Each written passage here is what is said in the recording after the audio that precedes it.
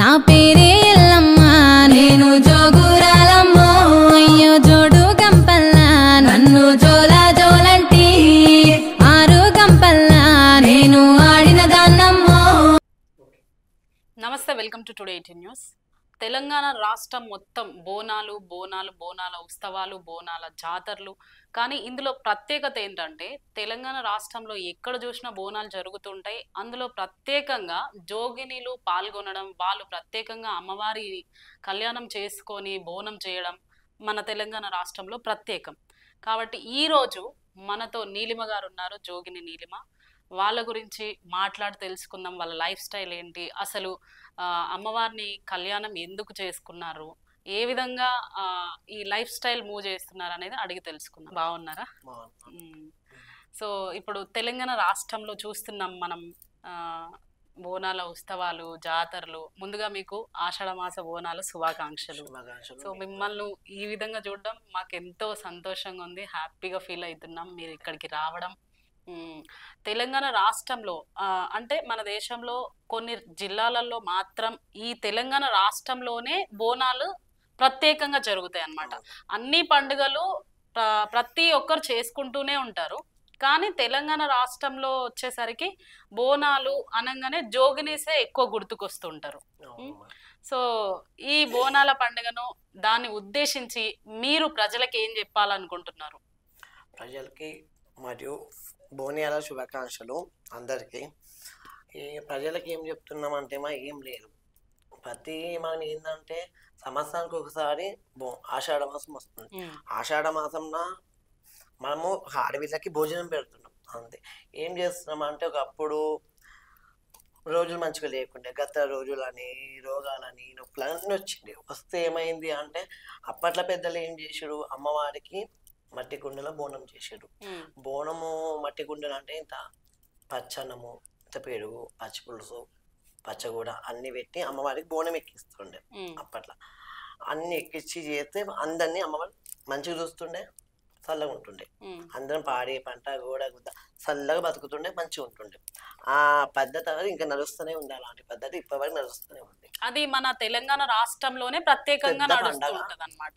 దాస పండుగ. నువ్వు అమ్మవారిని కళ్యాణం చేసుకొని, నాకు అమ్మవారు వచ్చి 9 years ఉన్నప్పుడు నాకు అమ్మవారు వచ్చింది.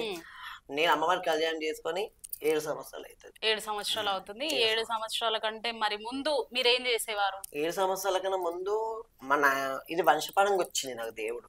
అంటే అంతకు ముందు మా నాయనమ్మలు చేస్తుండే, మా నాయనమ్మ మా మమ్మీ వాళ్ళు చేస్తుండే. నాకు గుడి ఉంది సొంతంగా, అమ్మవారి గుడి నల్లవశం. ఎక్కడుంది గుడి? ఇంటికాడ రాజు గాని బాచిపల్ల అమ్మవారి గుడి ఉంది. అమ్మవారి గుడి ఉంటే ఇక నాయనమ్మలు చేస్తుంటే చూసి నేను వెళ్తుండే. వెళ్తూ ఏమైందంటే ఇది మా నాయనమ్మకి వస్తుండే దేవుడు. నాయనమ్మ ఏమైందంటే నాకు 9 years అబ్బాయి 9 years గా ఉన్నప్పుడు నాకు వచ్చింది. నాకు వచ్చినప్పుడు ఎన్నో ఇష్యూస్ అయినాయి. ఇక ఇట్లెందుకు అట్లెందుకు అట్లా. ఇక అమ్మవారు ఏమైందంటే వినలేరు ఫ్యామిలీ, అమ్మవారి మాట కూడా. ఇక వినకపోతే ఏమైంది, నాకు సరిగ్గా ఓనియకుండే అమ్మవారు ఏది కానీ. అంటే మీరు 9 సంవత్సరాల వరకు కూడా అబ్బాయి లాగానే ఉండేవారు. 9 సంవత్సరాల తర్వాతనే మీకు తెలిసింది ఈ విధంగా నేను మారుతున్నా ఇట్లా మార్పు వస్తుంది, ఇట్లా అవుతున్నా అని. 9 సంవత్సరాలకు నాకు అమ్మవారు అంటే ఏంటి, అసలు ఆ పద్ధతి అంటే ఏంటి అదంటే నాకు తెలియలేదు. తర్వాత మెల్లమెల్లగా తెలిసింది. తెలిసినాక ఏమైంది అంటే ఇక మనం ఎన్నో బాధపడ్డా. నా లైఫ్ లో అయితే ఒకప్పుడు ఫుల్ బాధపడ్డా. మరి మీరు 9 years తర్వాత ఈ విధంగా మారుతుంటే ఇంట్లో మిమ్మల్ని ఎట్లా యాక్సెప్ట్ చేసిరు? అసలు ఇంట్లో యాక్సెప్ట్ చేసినట్టు ఫస్ట్ చేయలేరు, ఫస్ట్ ఒప్పుకోలేరు. ఎట్లా ఒప్పుకోలేరు అంటే ఇక చుట్టుముట్టు ప్రజలు మంచిగా ఉండరు, ఫ్యామిలీ చుట్టాలు కానీ ఎవరు ఒప్పుకోలేరు. ఒప్పుకోనందుకు ఏమైంది అంటే కొంచెం ఇబ్బంది పడ్డా, ఎన్నో బాధలు అయినాయి, ఇష్యూలు అయినాయి. అన్న అయినాక ఒక్కొక్కసారి కూడా నేను సూసైడ్ అటెంప్ట్ కూడా చేసిన. 3 సార్లు అయినాయి నాకు. 3 సార్లు అయితే 3 సార్లు ఏమైంది అంటే 3వసారికి ఇక అమ్మవారికి మమ్మీ వాళ్ళు ఏం చేసారు అంటే ఇట్లా కాదు, ఇక ఎన్నో జాగాలకు పోయారు, చెప్తే అమ్మవారు అని చెప్పారు. అట్లా అయితే ఏమైందంటే ఇట్లా కాదు, ఇక అమ్మవారికే చేయాలని మొక్కితే అప్పుడు నేను సెట్ అయ్యాను, లేచిన. నేను కొనా ఊపిరి పోయి ఒక్కటేలా లేచిన. నేను అంటే ఇంట్లో వాళ్ళు మొక్కుబడి చేసుకున్నారు. అంటే ఏంటి అంటే అమ్మ మేము తప్పు చేసినాం, నీకే మొత్తం చెల్లిస్తాము, నీకే అంకితం చేస్తాం అన్నాకనే సెట్ అయినా లేచినాక ఒక కొన్ని రోజులకి సెట్ అప్పటికు బాగా ఉన్నాయి. నా కళ్యాణం అయినాక లైఫ్ సెట్ అయ్యింది. ఎప్పుడు ఏ సంవత్సరంలో అయింది మీకు అమ్మవారితో కళ్యాణం? కళ్యాణం ఇప్పటికైతే 7 సంవత్సరాలు అయింది. ఇప్పుడు మీ ఇంటి దగ్గర ఉన్న టెంపుల్లో మీరు బోనం చేస్తుండే? ఇంటికి టెంపుల్ లో ఫస్ట్ నాయనమ్మలు చేస్తుండే. నాయనమ్మలు చేసినాక ఆ పద్ధతి అనేది నేను పాటిస్తున్నా. ఇప్పుడు మా ఇంటికాడ ఏంటంటే అమ్మవారిని అలంకరించుడు, ఆ జోగు బియ్యం తెచ్చుడు, ప్లస్ ఇంటికాడ ఏదైనా ఫస్ట్ నేను చేయాలి. ఫస్ట్ నా బోనం వెళ్ళినాక అందరు రావాలి. ఊళ్ళో ఏ బోనాలు అయినా, ఊళ్ళో ఏ ఇబ్బంది అయినా ఫస్ట్ జోగిని మీరు దగ్గరికి వస్తారు. ఇంతకు ముందు చాలా మంది ట్రాన్స్జెండర్స్ ని చూసుకుంటే ఇంట్లో కూడా సఫర్ అయ్యి, సో ఇంట్లోంచి బయటికి వెళ్ళిపోవడము, వాళ్ళ జీవితం వేరేగా ఉంటది అసలు. అలాంటి వాళ్ళ జీవితంలో ఉండి మీరు వచ్చిండ్రా, లేదంటే డైరెక్ట్ ఇక్కడే అమ్మ వాళ్ళతోనే ఉన్నారా, లేదంటే వాళ్ళతో కలిసి ఉంటుండేనా? నా లైఫ్ ఇప్పటివరకైతే అలాంటి లైఫ్ పోలేను కూడా చేయలేను. అట్లా నా కళ్యాణం అయినాక ఫ్యామిలీ సపోర్ట్ బాగా ఇచ్చింది. ఫ్యామిలీ ఇప్పటికూ ఫ్యామిలీ సపోర్ట్ ఉంది. ఇప్పటివరకు ఎప్పుడు నేను అడ్డంకులు ఏదుకోలేను, పోలేను కూడా. నేను బాధపడ్డది ఉట్టి ఫ్యామిలీతోనే తప్ప బయటకు పోలేను. ఇప్పటి నేను కడప దాటి బయటకు పోలేను. ఫ్యామిలీ సపోర్ట్, ఊళ్ళో సపోర్ట్, నా ఫ్రెండ్షిప్ సపోర్ట్ వచ్చింది. ఇప్పుడు సమాజంలో ఎలాంటి ప్రాబ్లమ్స్ అయినా ఎదుర్కొన్నారా? ఒక అబ్బాయి లాగా ఉండి మీరు అమ్మాయి లాగా మారుతున్నారు? ఫుల్ ఎదుర్కొన్నా. ముంగడ మంచిగా అంటుండే, తర్వాత ఎక్కిరిస్తుండే, ఎన్నో అంటుండే. ఎన్నో అంటే నేను అలాంటి బాధల వల్ల చేసుకున్నా అంటే అలాంటి వాళ్ళని నేను చేసుకుంది అలాంటి వాళ్ళని. ఇక నలుగురు అనుడు చేసుడు, ఇంట్లో ఇబ్బంది అవ్వడు, వీళ్ళ తిట్టుడు, వీళ్ళ డాడీ కొంచెం పెద్ద అక్కడ, డాడీకి నలుగురు అంటుంటే బాధపడు. తినే రోజులు ఉన్నాయి, నేను తినకున్న 100 దినాలు ఉన్నాయి. ఇంట్లో బాధ పెట్టి ఈరాల దాచుకున్నాడు, గుళ్ళ దాచుకున్నాడు. అవన్నీ అయినాక నా మ్యారేజ్ అయ్యా అమ్మవారితో కళ్యాణం కత్తితో భాషంగం అయినాకనే సెట్ అయింది. నా లైఫ్ సెట్ అయింది, నా ఇల్లు సెట్ అయింది, అందరూ సెట్ అయ్యారు. ఇప్పుడు మా ఇంటికాడ మొత్తం అక్కడ ఏదైనా నీళ్ళు మధ్య. ఇప్పుడు ఒక ట్రాన్స్జెండర్ అన్నా అమ్మ నాన్న కడుపులో నుంచే పుడతాము, ఒక ఆడపిల్ల అయినా అట్నుంచే పుడతాము, ఒక అబ్బాయి అయినా అట్నుంచే పుడతారు. అయితే అబ్బాయిలాగా పుట్టి అమ్మాయిలాగా మారడం అది మీ తప్పు కాదు, సో ఎవరి తప్పు కాదు, అది పైన దేవుడు రాసిన తప్పు.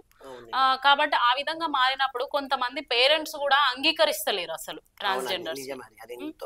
సో వాళ్ళు అంగీకరించనందుకే కదా వీళ్ళు బయటికి వెళ్ళి అడుక్కోవడం అయినా లేకపోతే తప్పులు చేయడం అయినా చేస్తున్నారు.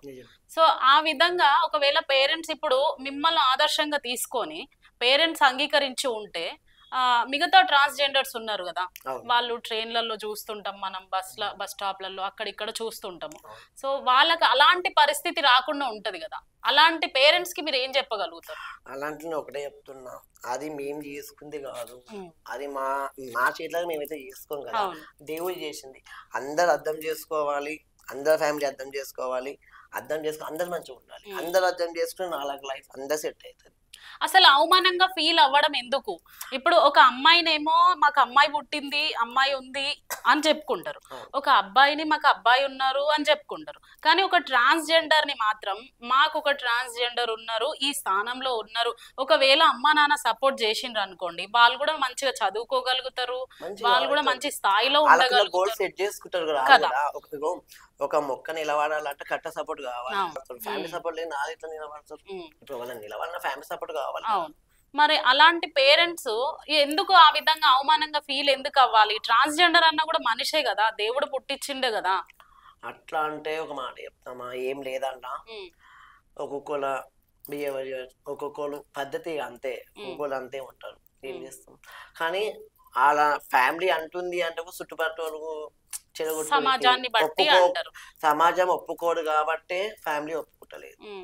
సమాజం ఒప్పుకోకున్నా కూడా పేరెంట్స్ అనేది సపోర్ట్ చేస్తే, ఫర్ సపోజ్ ఫ్యామిలీ సపోర్ట్, మీరే 2-3 టైమ్స్ సూసైడ్ అటెంప్ట్ చేసినా అంటున్నారు, 2-3 టైమ్స్ అటెంప్ట్ చేసిన తర్వాత పేరెంట్స్ మీకు సపోర్ట్ చేసిండ్రు కాబట్టి వేరే ట్రాన్స్జెండర్స్ చేయని పని మీరు చేయడం లేదు, వాళ్ళు చేసే పని మీరు చేయడం లేదు, మీరు ఒక స్థానంలో ఉన్నారు అంటే మీకు ఫ్యామిలీ సపోర్ట్ ఉంది కాబట్టి.